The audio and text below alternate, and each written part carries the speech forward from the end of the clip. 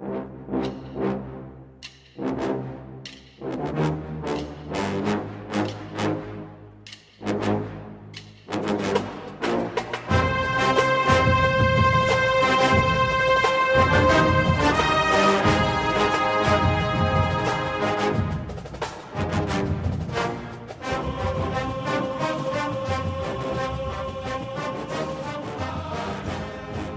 morning, Bucknutters. Welcome to the Bucknuts Morning 5 here on Wednesday, May 6th, 2020. I am Dave Biddle. I am joined by Matt Baxendale. Max, a lot to get into today. I started a thread on the Front Row message board yesterday asking our readers to ask questions for us for today's show, so we're going to get to that. But before we get to that, breaking news this morning. I tell you what, when we can start off the show talking about Ohio State landing its next punter, count me all in for that. It's the most important play in football, right? Jim Tressel and the Buckeyes this morning, right before we started recording the show, landed punter Jesse Mirco from Perth, Australia, 23-year-old Australian rules football player, another punter coming out of Australia. Hey, this is Cam Johnston 2.0. Count me in for this. But he's in the 2021 class. He becomes the 18th member of the Buckeyes 2021 class. And, you know, the success rate of good punters coming from Australia is pretty high. So I like this a lot, Bax. Yeah, Perth, Australia, by the way, is a long way away. You think Australia's far just in general? Perth is on the west coast of Australia. There's like literally nothing within like 2,000 miles of it. So this kid is certainly making a massive change in lifestyle coming over from Australia. But you know, general rule of thumb is just when you get these Aussie punters, they're usually really good. And just every time he's probably one of these kids who let's be frank here, we don't know a ton about him. Right? Because we're not out there scouting Australian punters 24/7 sports until we have a reason to. But I love it. He's 23. He plays Aussie rules football. That's all you need to know about these Aussie kids, right? Is that they can boom the ball and he's tough. So I'm excited about it. And there's going to be some people who will complain that it takes up a spot that could be given to some 5-star kid because we're now up to 18 kids, yada, yada, yada. Then they have to have a punter. Drew Chrisman's got 1 year left. So, you know, you're going to have to find a punter somewhere. So reaching out to Australia and landing a kid like this that's as good as you can hope for, I think. Yeah, I think any Ohio State fan who is upset about them landing a scholarship punter in this class needs to look a little deeper. I mean, obviously we talked about Cam Johnston. He was on scholarship for 4 years and did a great job.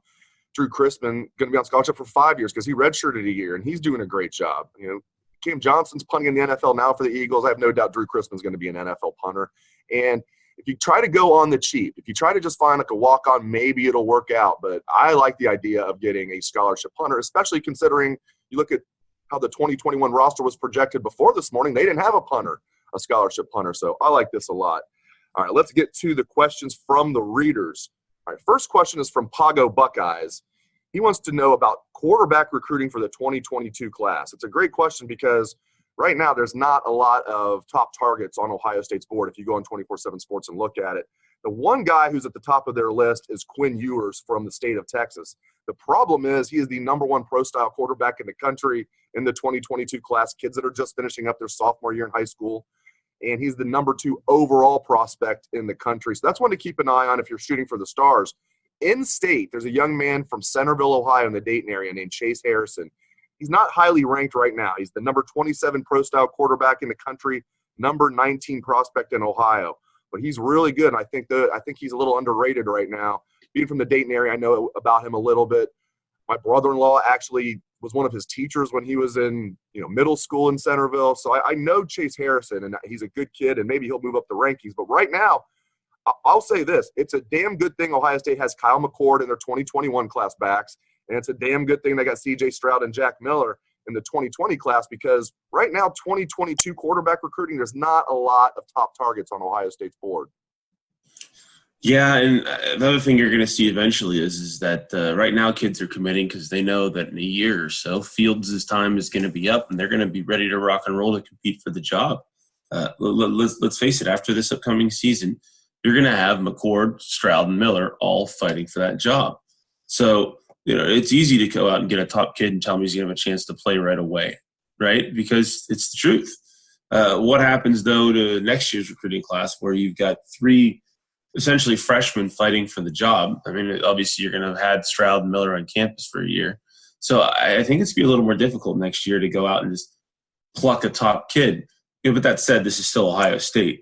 This is still one of the great schools in the country now for quarterback recruiting, and will be as long as Ryan Day is there. So it's early. Like let's be honest here. There's a lot of kids out there who maybe they haven't been fully identified yet. The class of 2022 kids are, it's still pretty early in the cycle, and unfortunately, with us not having camps this spring, that just sets back the opportunity to see a lot of these kids camp and throw and really figure out who has arm strength.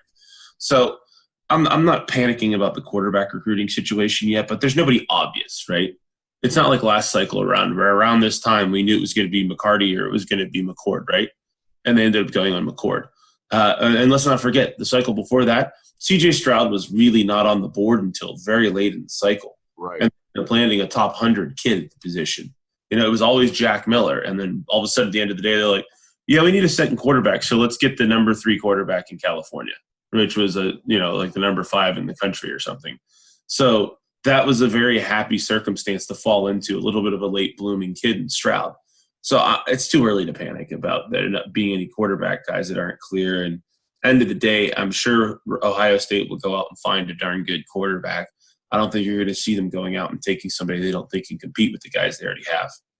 That's exactly right. And you touched on this. It's so important to point out that there are a lot of great high school quarterbacks at big-time programs that don't start until their junior season. It's just like Justin Fields, for example. Justin Fields didn't start till his junior year of high school. So coming out of his sophomore year in high school before the camp season, people didn't know that much about Justin Fields because he had never started a football game in high school. So a lot of these kids that are going to end up being highly ranked in the 2022 class that the Buckeyes will probably be going after might not have even started a game yet in high school at the varsity level. Chase Harrison from Centerville has been starting since he was a freshman. Quinn Ewers has been starting since at least his sophomore year, maybe since his freshman year. So that will change dramatically over the next year, no doubt. All right, next question is from One Bad Buck. He wants to know, Bax, does Larry Johnson deserve criticism for the lack of quarterback pressures and sacks down the stretch last season? He adds, teams figured out how to block Chase Young, and then the Buckeyes were not able to get any pressure. I tell you what, I don't hear much criticism about Larry Johnson, but One Bad Buck is asking, should he be criticized for the lack of quarterback pressures and sacks down the stretch, Backs? Well, I think here's the thing: it's not a video game. People always, they look at the way one position group does in any given game, and they assume that it should be just a domination every second, right? Even those last couple of games where people are like, well, Chase Young didn't get a sack. Chase Young was getting double and triple teamed and still made a number of really excellent plays. And the other thing is you have to remember when you're going against the last 2 games of the year against essentially the 2 best teams you played all year, and really look at the last 4 games of the year, those were 4 pretty darn good football teams. I know we make fun of that school up north, but they did win 9 games last year. Penn State was a team that won a New Year's 6 game. Wisconsin lost in the Rose Bowl by a point, and that was a game they should have won. And, of course, we know how good Clemson was. There were good quarterbacks on those teams. There were good lines on those teams. I'm not going to criticize Larry Johnson when the defensive line all year was largely a dominating force. And, let's face it, Trevor Lawrence had to run in the Fiesta Bowl because he had to run for his life. That was the simple answer. He just happened to be a lot more athletic than some of these other quarterbacks they were chasing all year. So I think it's something that they're going to learn from and try to do some different things in the future. But at the end of the day, of all the complaints you can have about last season's team, the D-line is really near the bottom for me. I think it was an excellent season from the D-line across the board. And I think it would be the height of insanity to criticize Larry Johnson when I think he's widely considered to be the best defensive line coach in the country. Yeah, there's nobody else I would rather have coaching Ohio State's defensive line. Is anybody perfect? No, but there's nobody better at his craft coaching D linemen than Larry Johnson, and he's an excellent recruiter too. So I understand the question, but I agree with you. I do not think Larry Johnson deserves a lot of blame there. Yeah, they weren't playing like Division II schools. They were playing the powerhouses or some of the powerhouses of the country, including Clemson. And if you look at it in the Michigan game, I know Chase Young didn't have any sacks. In the second half of that game, he was pressuring the hell out of Shea Patterson. Shea Patterson was like 4 of 22 or something like that passing, 4 of 20 passing in the second half. And, it's not all about – and the question was pressures and sacks. He didn't just say sacks. But, Chase Young was hitting the quarterback. He wasn't getting any sacks those last 4 games. But I get it. Another question from one bad buck. Backs, what is more likely to happen? An Ohio State defensive back winning the Thorpe Award or an Ohio State receiver winning the Biletnikoff Award? Well, last year Ohio State should have had a defensive back win the Thorpe Award. Right. Yeah. Winning that award was insane. Won the NFL version. Jeff Okudah won the NFL's version of the Thorpe Award, didn't he? Yeah, but the Delpit thing, by the way, just this is going to go slightly off topic, but the Delpit thing was insane because he wasn't even the best defensive back on his own football team. Right? That's mind-boggling to me that Delpit won that award over Okudah. So the answer is Ohio State should have had a Thorpe Award winner last year. But I think you're more likely to see somebody win the Biletnikoff than the Thorpe in the short term, just because I think the Thorpe is a little more difficult to it's a little more difficult because you have to have guys who get a lot of sacks, or not sacks, interceptions, right? You have guys who are playing Thorpe for the Thorpe Award, and you can have an exceptional corner that they don't throw the ball at, and everybody admits that the guys are really, really good, and teams just avoid him as much as possible, kind of like we saw with Okudah, right? They threw at Damon Arnett all year, which really gave him some great film and helped him move up. But one of the arguments was that Okudah didn't have enough interceptions, right? And I'm sitting here thinking, well, it's just like it was with Denzel Ward. They're not throwing the ball at him, and when they do, we say thank you because it's not going to get completed. Whereas on the flip side, you could see somebody like Chris Olave going off and having 15 touchdown catches this year and 1,400 receiving yards and looking like a monster. And while the ball gets spread around more on offense, and I get that that's sort of a counterpoint to what my argument here is, I think at the end of the day, there's going to be more flash pizzazz, and Ohio State's going to get more attention in a situation where you have an NFL quarterback in Justin Fields on your team right now. And you could easily see Olave or even a Garrett Wilson having an explosion kind of year where they collect touchdowns like they're candy. So I think Ohio State's much more likely to have Biletnikoff than a Thorpe Award winner this year. Though if you certainly have a great Thorpe candidate in Sean Wade, that's for sure.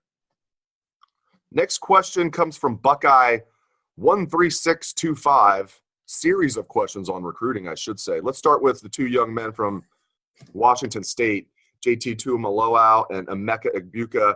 JT, the number 1 defensive tackle recruit in the country. Emeka, the number 1 wide receiver recruit in the country. I can take this one and you can give your thoughts as well. I am hearing, while the Buckeyes still have a great chance of landing JT, I'm hearing it's going to be hard to get him off the West Coast. He loves Ohio State, but he's interested in USC. He's interested in hometown, Washington. So right now, if I had to guess, I think he's probably not going to be in the class, but it's close. I wouldn't bet on it. But right now, I would say JT probably won't be in the class. I'm hearing Emeka's likely in the class. That's what I've been told by people I trust. What do you think, Bax? Yeah, I think they're certainly more likely to land Egbuka than you are JTT. I think that's just a given at this point. I think if you look at the run on crystal balls, just follow the breadcrumbs there, folks. So that's certainly something to keep in mind. But I do think you have to think of this as well. JTT was teammates with G. Scott last year, right? And that's not going to hurt OSU at all. That's going to help OSU. I don't think they're out of it with JTT, and I don't think that's what you were saying at all. But I do think Egbuka is more likely, but I do think they have a realistic chance at landing JTT. I think some of what's going to guide his decision is going to end up being, like you said, those West Coast teams. What is USC doing? They've got some momentum in recruiting now. They're into the top 10 in the composite right now. Do they have a good year this year, though? Because let's face it. If that program had any money, they would have fired their coach last year, right? But they didn't, so they couldn't afford the buyout, right? The other side of that coin is that there's going to be some pressure for him to stay home. If the new coach up there, I believe his name's Jeremy Lake, if he can do well in his first year following Chris Peterson, then JTT is going to potentially see Washington as a viable landing spot. But when the whole country wants you, the local school has to really have a good sales point to keep you. And if Washington goes out in their first year and they go 8-4 or 7-5, I think he's going to look at that like, do I really trust this guy to put together a program worth having? So, there's a lot of moving parts in the JTT recruitment. It's one of those things where if he was from Chicago instead of Seattle, this recruitment might be over already. But, distance is unfortunately a real thing. So I think you're much more likely to land Egbuka. I think he's much more likely to make an announcement soon as well compared to JTT, who we're going to see this play out for a while still. That's exactly right. I mean, I think Egbuka's in the class probably, and, JT, as you mentioned, I want to be clear. I mean, yeah, I said if I had to guess right now, they're probably not going to land him. But as you said, they certainly are not out of it. Ohio State is very much in this. He loves Ohio State. It's just, distance from home could be a big factor there. Okay, the next question's from Buckeye 13625. Wants to know about J.C. Latham. All I will say about this is I really don't think much has changed with J.C. Latham. I think he's trying to have his day in the sun, and I get it. When everybody was starting to say, oh, he's a Buckeye lock, he was like, hold on a second. I want a little drama here, and I don't blame these kids at all for that. I used to not be a fan of that. Now you're a 17-year-old kid. Keep the drama up, man. If you want to have your day in the sun, great. If you want to be no frills, that's great too. But here's what I would tell people. Steve Wiltfong and Bill Kurlick, two guys who really know their recruiting stuff, maybe better than anybody, have both crystal balled J.C. Latham to the Buckeyes. So that hasn't changed. So I still feel confident about that. Regarding Tywone Malone, that might be a little bit closer. I think that's going to be a close one. So I'm not sure about Tywone Malone. Now, Jager Burton, I feel good about that one. The offensive lineman from Lexington, Kentucky. Steve Wiltfong has put in a crystal ball for the Buckeyes. But I have heard, he's interested in Kentucky. Believe you think it's going to come down to Kentucky and Ohio State. It's a Buckeye lock, right? Well, the kid's from Lexington, grew up rooting for Kentucky. So that could be close. But I do think Jager Burton's going to be in this class. Bax, any thoughts you have on J.C. Latham, Tywone Malone, and Jager Burton? Well, I think Malone's recruitment's interesting because if you look at the schools that are chasing him, Ohio State's competing. Obviously, he's the number one player in New Jersey, right? And we're competing with, Rutgers for him, and Alabama's certainly interested in him, right? But then the other teams he seems to be the most interested are like Ole Miss and Texas A&M, and I'm like, what's going on with that? That's not like your usual suspects. Like, and he's got offers from everybody, right?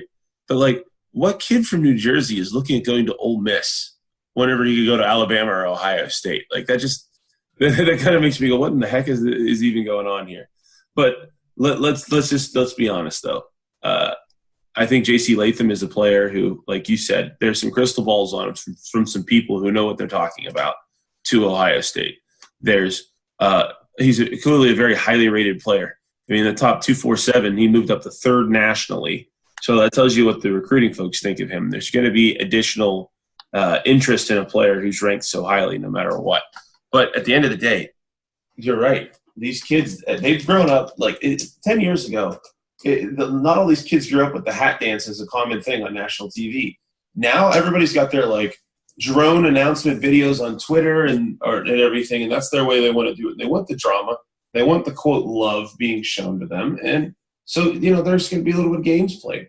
And the other thing on top of this is none of these kids can visit right now at all. So a kid like Latham, who had visits lined up, is now having to make decisions a little differently than he intended on it. Same with kids like the Washington kids that we just talked about. Like, how are you supposed to know what a school looks like? Even if they're doing virtual tours or all this other stuff, right? Michigan State's made a big deal recently about all these commitments they've landed using these like virtual tours they're calling the festival up there, right? Well, a lot of these kids aren't comfortable pulling the trigger until they get physically on campus. They feel the vibe for the place. I vividly remember that Ohio State was a school on my list, and then I drove over the Lane Avenue Bridge, and I didn't know why, but I just knew I was going there. I just knew the second I got on campus, right? They're humans. They're not just robo football players, right? So some of these kids having a little bit of uncertainty during this process, during a time period where you can't even go visit the schools, right? Like, I have some neighbors whose kids aren't football players at all, who are just driving to Ohio schools to drive around the campus right now, even though they can't actually tour, so that their junior-age kid in high school can see some of these campuses, right? So kids like these football players who have way more options than just looking around in Ohio, they're going to want to take advantage and see these places, right? So I don't see it as game playing even as much this year for some of these kids.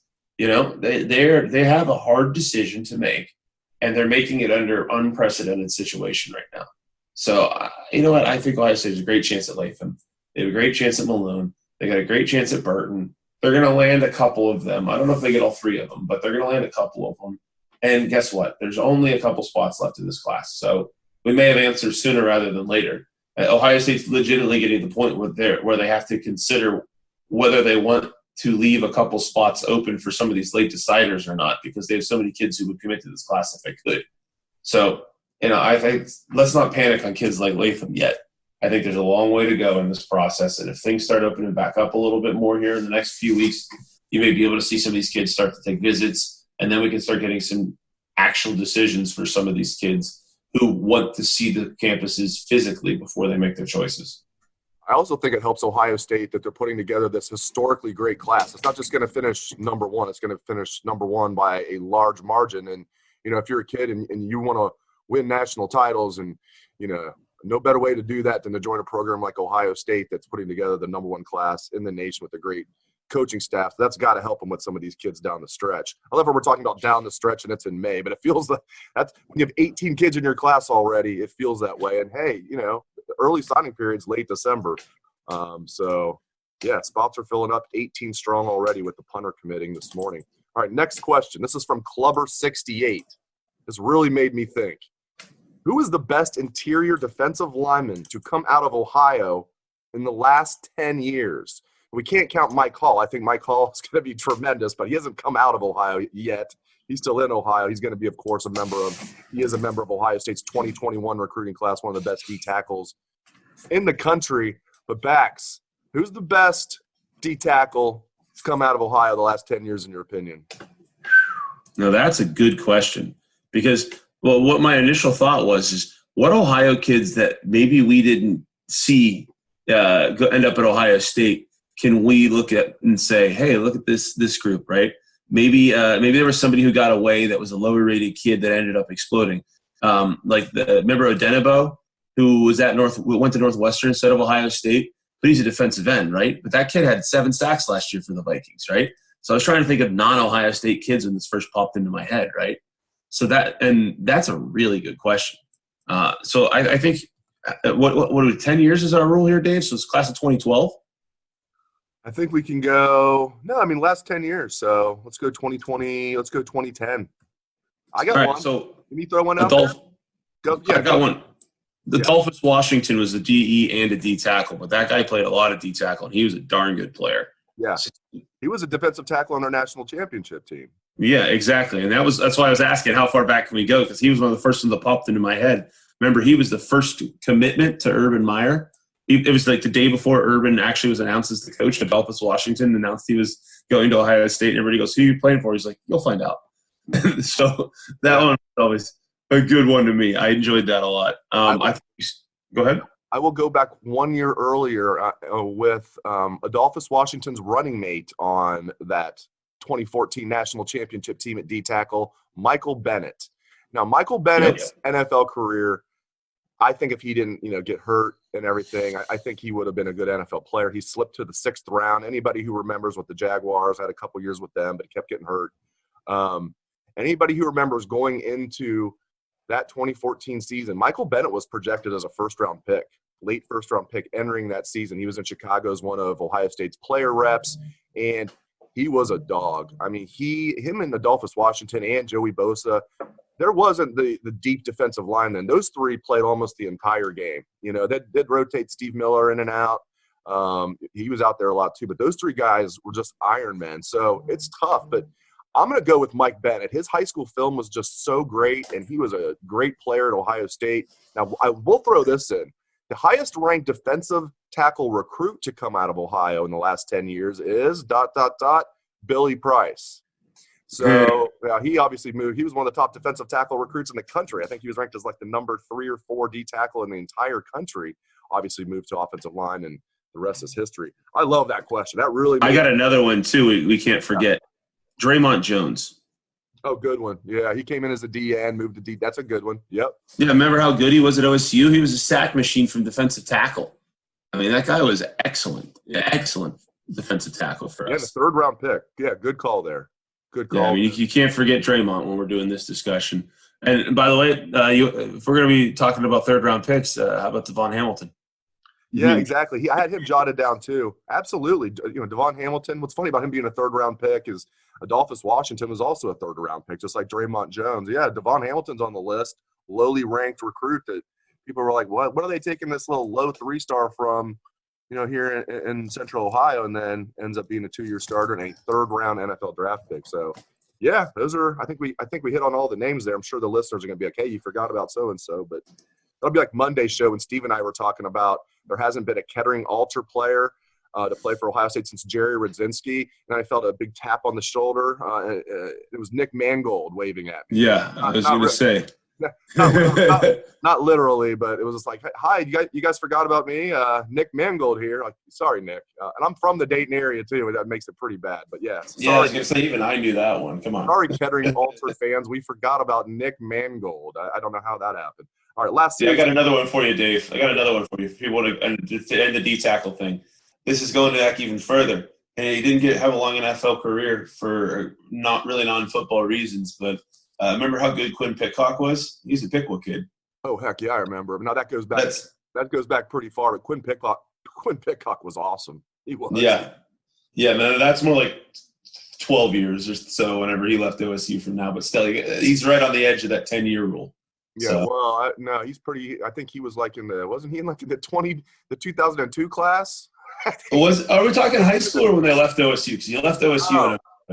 Yeah, he left OSU in like 2006. So, yeah, I was going 10 years like from high school. Okay, so that's a little further back. I'm actually glad you threw Quinn Pitcock in there. He was always one of my favorite guys to cover, and good guy too. I mean, really good guy, and he was a bulldog in there. All right, last series of questions. This is from Spin Doctor. First question. I mean, I'll take this one. He says, "What has the access to the football staff been like compared to Urban Meyer and Ryan Day?"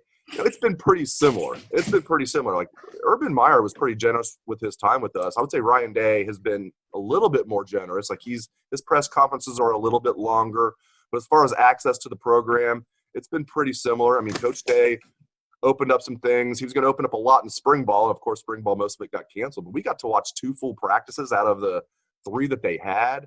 Now, I will say this. When Urban first came in, he was opening a lot of stuff too, and that slowly got tapered off. So we'll see. Jim Tressel was the same way. He used to have every practice open to the media his first couple years. And then too many people started showing up and putting stuff out there he didn't like. So then he cut way back too. So far, I would say Ryan Day is similar to Urban Meyer as far as access to the program, but maybe a little bit better with Ryan Day. It's been a little bit better, but Urban Meyer was really good to us too. Next one. How is it getting access to the program during the COVID-19 situation? Great question. Ryan Day's knocking this out of the park, and so is Jerry Emig, the SID at Ohio State. We've had video conferences with Ryan Day, like at least 3 of them. We had one with Gene Smith. Last week we had one with like almost the entire assistant coaching staff that we're going to be doing stories until probably the end of May on. Like we got everybody, I think, except for Corey Dennis, and there was one more, Matt Barnes. We got everybody except for those 2. So they've been doing a great job of putting us in these video conference calls, Zoom, whatever we might do, or just, a conference calling line where we just all call in on our cell phones. So they're doing a good job of that. We're going to get the players next week, we're told, maybe Mickey Marotti as well. So we got Mark Pantoni during this. So we're getting a decent amount of access. I think as much as we could hope for during the COVID-19 where we can't do face-to-face interviews. All right, Bax, next one's for you.